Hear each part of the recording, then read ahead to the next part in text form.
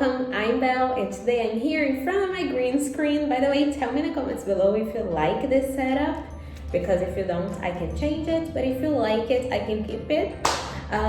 So yeah, I'm here to talk to you guys about something really important, and it is how to keep the classes relevant for your students, whether they are children or adults or teenagers or whatever. It's very important, you know that as a teacher, that it is crucial to keep the classes relevant. But before we talk about it, please make sure to subscribe to my channel. I put a new video every single Friday. Also, don't forget to give this video a big thumbs up. Do it now because you'll probably forget it if you do it later.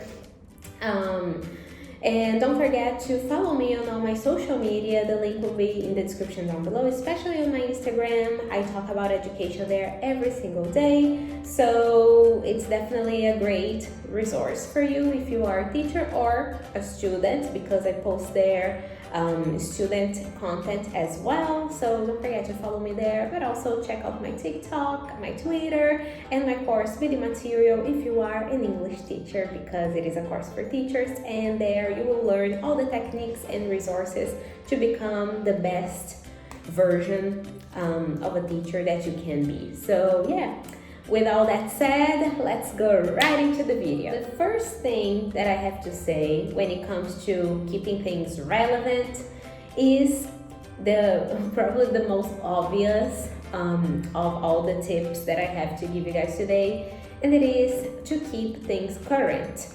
If you have like an old-fashioned way, I know that some teachers have that and it's fine, but you need to find a way to keep things as current as possible, because if you keep things, if you don't advance with things, if you keep your classes the same way that they used to be like 20 years ago, your students will probably start to feel less motivated, and that will definitely affect their performance. So keep in mind that times change, and it's okay to change. And I know that sometimes it can be challenging, especially if you are used to doing the same things for a long time.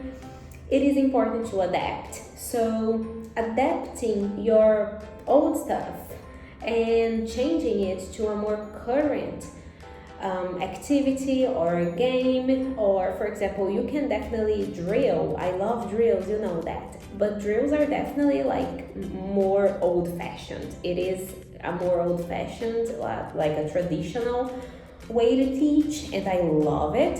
So what I do is I adapt to a more current thing. So I can do it as a game. I can play running dictation if it's, with children or teenagers. If you don't know this game, please leave in the comments below. I love running dictation. Running dictation is one of my favorite drilling activities. Or I play train station, even with adults. It's a great activity to play with adults, or leader game. So there are many ways that you can bring a more traditional approach in a more current way. So if you do that, it will definitely make your students a lot more motivated, and it will definitely help your classes a lot. I'm sure it will. So don't be afraid to try new things and innovate. So that's what I feel like being like innovative is. It is like the ability of changing things and adapting things, not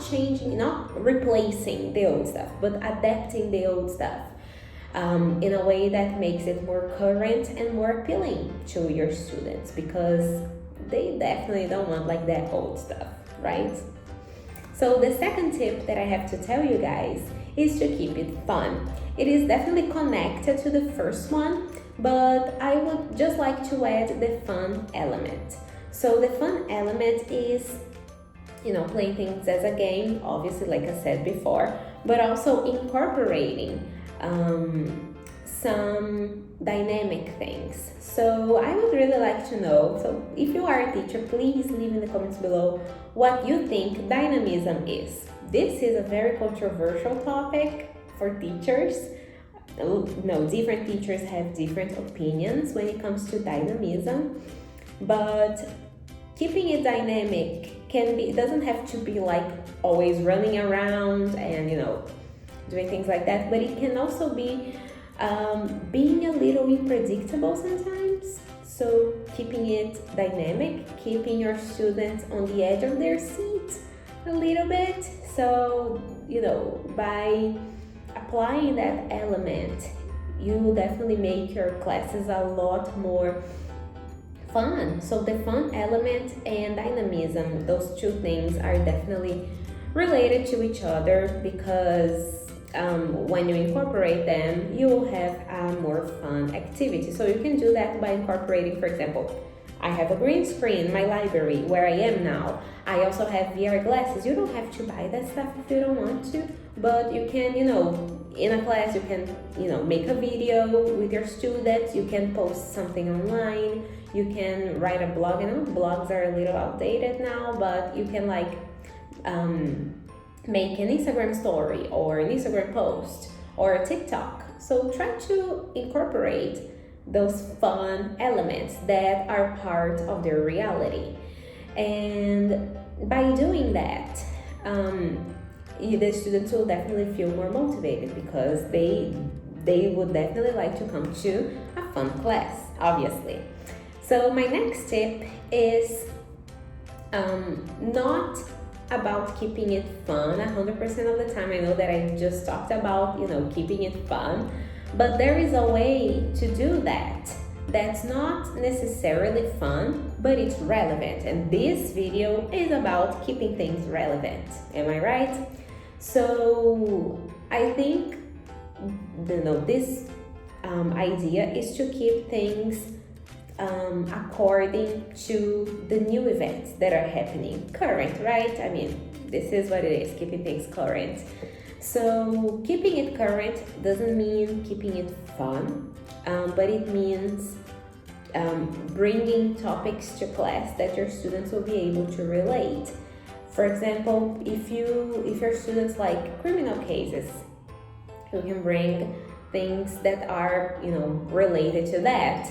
Or if they're children and they really like Disney movies, you can bring things like that. So keeping it according to their everyday life. So this is the kind of keeping it current that I'm talking about. Keep it according to their everyday lives. This is what matters the most, in my opinion. To be honest, this is my favorite tip, because if there is a new Disney movie, your students will watch it. So why not bring it to class? If there is a new short film, why not bring it to class? If there is, a new singer or a new band that your students love, why not bring it to class? If there's a new criminal case, like I said before, why not bring it to class? Why not discuss it and teach them some relevant language in order for them to be able to discuss that?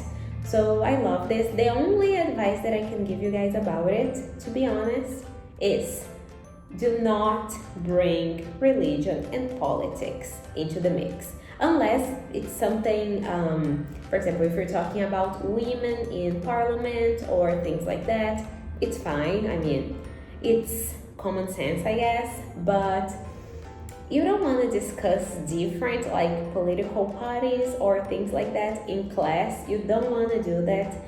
Same with religion. You don't want to do that in class. You don't want to discuss religion in class. Don't do that. Oh my gosh, please don't do that. It's bad.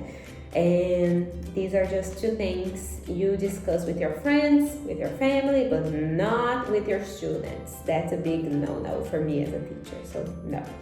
But bring topics that are part of their everyday lives. For sure do that. Clothing or fashion, things like that. It's always welcome in class. And last, but definitely not least, something that I told you guys time and time again, and it never ceases to amaze me how many people are still afraid of this, but you shouldn't be. And I've told you guys this last week, the week before, probably like 95% of my videos. I've told you guys this before, and all about being yourself, being who you are, and don't be afraid of coming out of your comfort zone. I know that we feel we all have a safe place. We all have that go-to activity. We all have that,